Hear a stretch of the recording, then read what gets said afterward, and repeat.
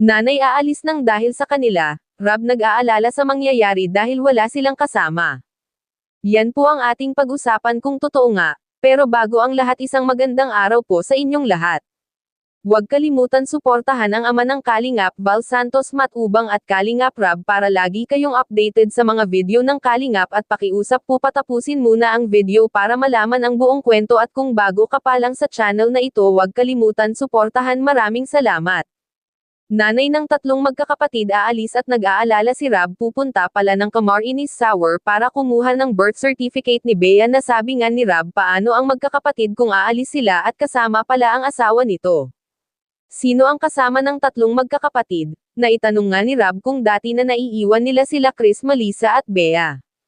Sagot po ni nanay hindi pa, at hindi alam ni nanay kung okay lang ba sa magkakapatid na iiwan sila. Naku puklong nag-aalala si Rob kasi malayo ang bahay nila at mga babae po sila paano na lang kung sakaling may masasamang tao na pumunta sa bahay nila at ang apat lang ang nadoon mga kalingap, buti na lang pala pasasamahan sila Chris, Melissa at Bea sa kanilang pinsan na lalaki para hindi sila matakot, at nasabi nga ni Rob na sasamahan na lang nila para magkakasama silang lahat, ayaw naman po ni nanay kasi kasama niya ang kanyang asawa at uuwi naman sila, mga kalingap napakabait talaga ni Rob. Narito ang kwento panoorin natin.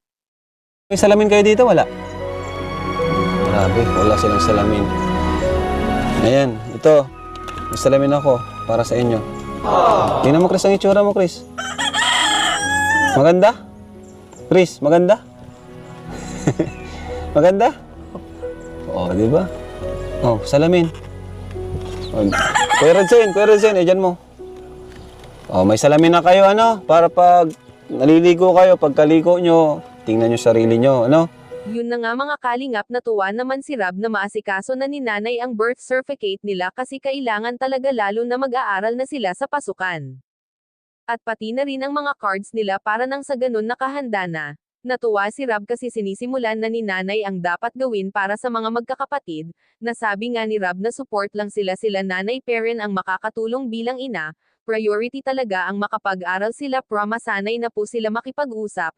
Natutuwa si Rob kasi nakikipag-usap na sila at tinuturuan talaga ni nanay, lalo sila Rob na ma-motivate na pumunta at tulungan sila nanay.